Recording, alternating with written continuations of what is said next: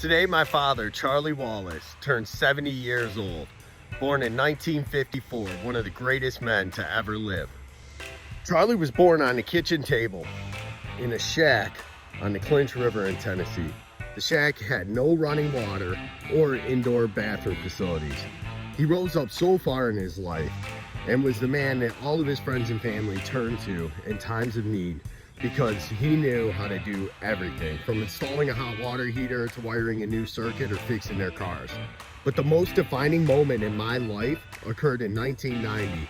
My dad had to pull a V8 from a 78 Plymouth Roadrunner and put it into an 84 Dodge Ram pickup truck. He insisted that I helped him. He opened the hood, looked at me and said, "You tell me what to do." Dude, I was 12 years old. I said, "Dad, you're supposed to know what to do." He said, "Son, you don't have to know how to do something to accomplish it. You just have to get started. Now, what's in the way?" I said with doubt, "I don't know, the air cleaner?" He said, "Okay." He taught me a lesson that day. You don't have to understand every detailed step of what needs to be done. You just have to get started, and the next step will present itself. This has applied to everything in my life since then. This is an ode to Charlie Wallace. Thank you for being an amazing father and grandfather. We are all blessed to have you in our lives.